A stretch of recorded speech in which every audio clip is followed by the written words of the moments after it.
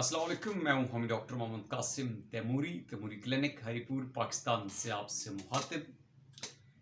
कल का जो मेरा वीडियो था वो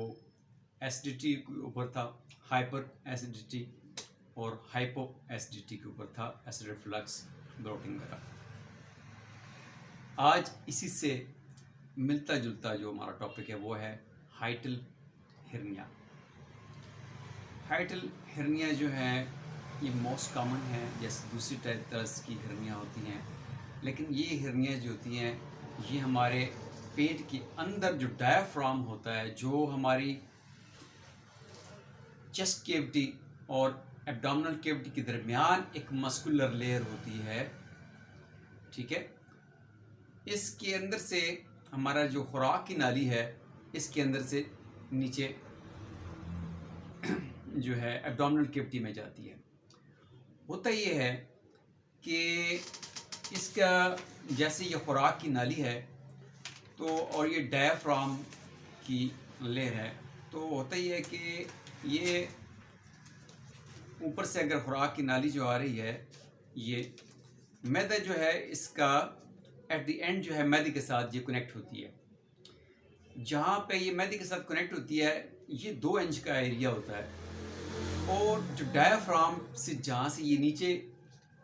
एब्डोमिनल कैविटी में जाती है, इस एरिया को हाइटस कहते हैं। जब मैदा जो होता है किसी प्रेशर की वजह से, डायाफ्राम के कनेक्टिव टिश्यूज जो हैं इसकी वीकनेस की वजह से, जब वो वीक हो जाता है तो मैदे के जो टिश्यूज होते हैं वो बल्ज हो जाते हैं, मैदा थोड़ा सा पिचक जाता है और इस सुराख से, जैसे गुब्बारा जो होता है ना, वो सुराख से थोड़ा सा पिचक के बाहर आ जाता है, फैल जाता है। तो मैदे की इस तरह से फैलने की वजह से, बल्ज हो जाने की वजह से, यहाँ पे जो उसका स्फिंक्टर होता है, वॉल होता है, उसके ऊपर जो है असर पड़ता है कि वो जो स्फिंक्टर होता है वो प्रॉपर्ली फंक्शन नहीं करता। जो स्फिंक्टर होता है ये फूड पाइप से आगे मैदे को और खुराक की नाली के दरमियान एक वाल्व होता है जो कि खाने को नीचे तो जाने देता है लेकिन खाने को वापस नहीं जाने देता, एक वाल्व होता है। अब होता यह है कि हाइटल हिर्निया की वजह से ये वाल्व जो होता है प्रॉपरली क्लोज नहीं होता। जब ये क्लोज नहीं होता, वीक हो जाता है, तो फिर क्या होता है, जब एसिडिटी होती है, जब तेजाबियत बढ़ती है, ठीक है, तो वो एसिड रिफ्लक्स करके ऊपर खुराक की नाली में आता है। जब एसिड रिफ्लक्स करके खुराक की नाली में आता है तो फिर ये खुराक की नाली के अंदर सोजिश पैदा करता है, और ये सोजिश जब पैदा होती है तो फिर आपको जलन महसूस होती है, हार्ट बर्न महसूस होती है, और इसी के साथ साथ जलन और हार्ट बर्न के साथ आपको डर, खौफ, एंजाइटी पैदा होती है कि पता है मेरे दिल को कुछ हो गया है। इसी खौफ और हेल्थ एंजाइटी की वजह से आपकी पल्पेशन, दिल की धड़कन जो है वो तेज़ हो जाती है, आपका एंजाइटी, हेल्थ एंजाइटी बढ़ जाती है, और आप दौड़े दौड़े डॉक्टर के पास, हार्ट स्पेशलिस्ट के पास, क्या होते हैं, क्या हो गया है डॉक्टर साहब, मेरे दिल जो है वो धड़क रहा है और घबराहट हो रही है। तो डॉक्टर आपको हार्ट बर्न की ट्रीटमेंट देता है। जब वो आपके ईसीजी करता है, दीगर टेस्ट करता है, पता चलता है कि आपको ना तो कार्डिक पेन है, ना एंजाइना है, ना आपका कोई इशू आपका दिल का है, लेकिन स्टिल आप फील करते हैं कि आपको दिल के मुकाम के ऊपर जो है आपको दर्द हो रहा है, तो ये नॉन कार्डिक जो है पेन कहलाता है। और उसकी रीज़न ये होती है एसिड रिफ्लक्स, और इसके पीछे जो रीज़न होती है हाइटल हिर्निया होती है। अब हाइटल हिर्निया जो है, इनकी वजह से जो सिम्टम्स आती हैं, इसमें जो सिम्टम्स आती है, इसमें छाती का दर्द, गैस, एसिड रिफ्लक्स, जलन, ब्लोटिंग, ठीक है, ये इसकी ख़ास सिम्टम्स है। अब इसकी काजेज़ क्या हैं, कि आखिर क्या वजह है कि हाइटल हिर्निया होती क्यों है। हाइटल हिर्निया जो है जी, इसको अगर हम होम्योपैथी में मियाज़म में देखें तो ये सुरक मियाज़ में आती हैं। सुरक मियाज़ में मैंने पहले भी कहा था कि जब भी हमारी बॉडी में कोई वीकनेस, कोई कमी आती है तो वो जो होती है वो सुरक स्टेट होती है। बॉडी के अंदर कोई डिफिशिएंसी का हो जाना, कमज़ोरी का हो जाना, ये सुरक स्टेट कहलाती है।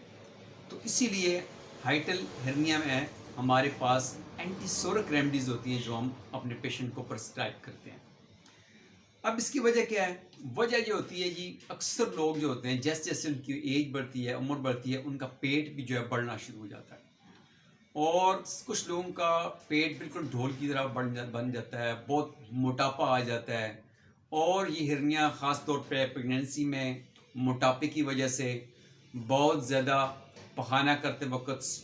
प्रेशर ज़ोर डालने की वजह से, या वज़न कोई चीज़ उठाने की वजह से, हैवी एक्सरसाइज करने की वजह से, या आपको क्रॉनिक कफ जो है, खांसी आपको ज़्यादा अरसे से लगी हुई है और वो खांसी आपकी ठीक नहीं हो रही है, और उस खांसी की वजह से आपके डायफ्राम पर प्रेशर पड़ता है और डायफ्राम के मसल्स जो हैं वो वीक हो जाते हैं, जिसकी वजह से आपको हाइटल हिरनिया हो जाती है। ये जो समटाइम खांसी होती है, ये लिंक करती है आपकी एसिड रिफ्लक्स के साथ। एसिड रिफ्लक्स जब आता है तो फिर ये आपकी खुराक की नाली जो होती है, ये आपका गला जो होता है ये छिन जाता है, यहाँ पे अल्सर हो जाता है, सोजश हो जाती है, और इसकी वजह से आपको समटाइम ड्राई कफ रहती है। और ये खांसी जो होती है जब आपको ठीक नहीं होती, तो इस खांसी के मुसलसल खांसी से और छींकों की वजह से आपका डायफ्राम जो है वो वीक हो सकता है, और उसकी वजह से आपको हिरनिया हो सकती है। सम टाइम ये बाई बर्थ भी होती है। अब हाइटल हर्निया की ट्रीटमेंट की जब बात करें, तो इसमें अगर तो आपको हर्निया हैं, डायग्नोज हो गई हैं,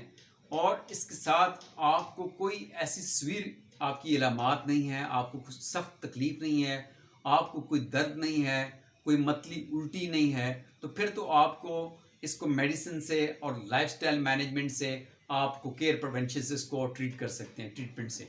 कि आपने क्या करना है, अपना वेट कम करना है, वज़न आपने नहीं उठाना है, आपने पखाना पास करते हुए वज़न जो है ज़्यादा प्रेशर, ज़्यादा ज़ोर ने अप्लाई नहीं करना है, आपने बहुत टाइट किस्म के कपड़े नहीं पहनने हैं, बहुत टाइट आपने बेल्ट नहीं पहनना है, खुले कपड़े पहनने हैं आपने ये। और आपने ऐसे खाने नहीं खाने जो आपकी अलामात को ट्रिगर करते हैं, ऐसे खाने आपने नहीं खाने हैं जो बहुत ज़्यादा स्पाइसी हैं, ठीक है, बादी खाने जिनको आप आमतौर पे कहते हैं, वो भी आपने नहीं खाने हैं। इसके साथ जो है जी, आपने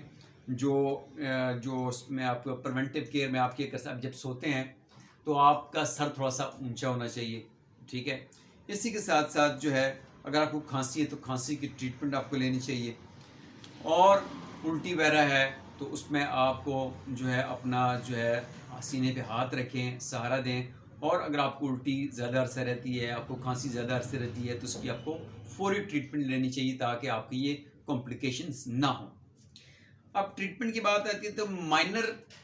जो कंडीशंस हैं, कि आपकी ऐसी इलामात नहीं, इमरजेंसी वाली कंडीशन नहीं है कि ना आपका सांस में कोई मुश्किल हो रही है, ना आपको निगलने में कोई मुश्किल हो रही है, ना आपको कोई बहुत ज़्यादा जलन है, ठीक है, ऐसी कोई मेजर सिम्टम नहीं है, तो फिर आप हाइटल हिरनिया के लिए होम्योपैथिक ट्रीटमेंट भी ले सकते हैं, और अपना लाइफस्टाइल मॉडिफिकेशन भी कर सकते हैं, और आपका ये मसला ठीक हो सकता है। और हर्निया आपकी रहती भी हैं और आपकी इलामात सवेर नहीं है, तो आपको कोई मसला नहीं है। लेकिन अगर आपकी सिम्टम वर्स करती हैं और आपकी इलामात जो है शिद्दत अख्तियार करती हैं, आपका हार्ट बर्न, एसिड रिफ्लक्स ज़्यादा होता है, और उसके साथ जलन और मतली, उल्टी और पेन वगैरह कैफियत ज़्यादा होती है, और आपको मेडिसिन से आराम नहीं आता है, लाइफस्टाइल मैनेजमेंट से आपको आराम नहीं आता है, तो फिर इसके लिए आपका डॉक्टर जो है आपको पेट के जो है एमआरआई करवा सकता है, पेट का आपके लिए सीटी स्कैन करवा सकता है, अल्ट्रासाउंड करवा सकता है, आपका एक्सरे हो सकता है, आपकी एंडोस्कोपी हो सकती है। और ये सारे टेस्ट के बाद जो है डॉक्टर तय करेगा कि आया इसको हमने सर्जरी से ऑपरेट करना है या इसको हम मेडिसिन से मैनेज कर सकते हैं। अगर सर्जरी डॉक्टर आपको रिकमेंड करता है कि इन सीवियर कंडीशन में जब आपकी अलामात जो हैं, आपकी कैफियत जो है मेडिसिन से मैनेज नहीं हो रही हैं, तो फिर आपके पास सीधा रास्ता जो है वो सर्जरी का है। आप सर्जरी करवाएं और जो है शफायाब हो जाए। उसके बाद फिर आप जो है अपने डायाफ्राम को हेल्दी रखने के लिए आप होम्योपैथिक ट्रीटमेंट जो है आप ले सकते हैं। हमारे पास होम्योपैथिक मेडिसिन जो है, इसमें अगर हम देखें, हमारे पास जो होम्योपैथिक मेडिसिन हैं, इसमें माशाल्लाह से हमारे पास जो मेडिसिन हैं, इसमें एसिडिटी को कंट्रोल करने के लिए 2 मर्ड टिंक्चर्स बड़े अहम हैं। एक है रोबेनिया और जिंजिबर। ये मर्ड टिंक्चर या 6C पोटेंसी में हम जो है एडवाइस करते हैं। इसके बाद अगर आपके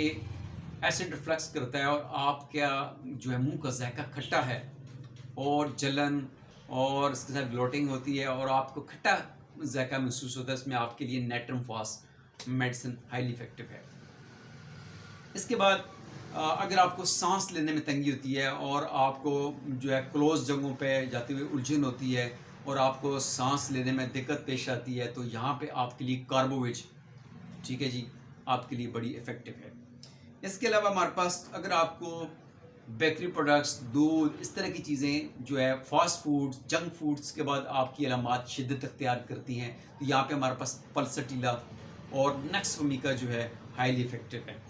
इसके अलावा जो है हमारे पास जो एंटीसोरिक, एंटीसाइकोटिक, एंटीसेफ्लेटिक मेडिसिन है हमारे पास बनती है, जो हर्निया की टॉप रेमेडीज में आती है, लाइकोपोडियम जो है वो आप उसमें आप जो है इस्तेमाल कर सकते हैं। एबिस नाइग्रा जो है वो भी आप जो है अपनी अलामात और कैफियत के मुताबिक आप इस्तेमाल कर सकते हैं। ये मेडिसिन जो है आपकी हाइटल हिरनिया आपको डायग्नोस होती हैं और आपकी माइनर सिम्टम्स हैं, आपकी इनिशियल स्टेजेस में है और आपकी जो है लो एसिड रिफ्लक्स है। इतना एसिड रिफ्लक्स जो मेडिसिन से, ट्रीटमेंट से, केयर प्रिवेंशन से, लाइफस्टाइल मैनेजमेंट से, होम्योपैथिक ट्रीटमेंट से जो है वो मैनेज हो सकता है, कंट्रोल हो सकता है, क्योर हो सकता है। अगर एसिड रिफ्लक्स ज़्यादा करता है, आपकी अलामात सवीयर हो जाती हैं,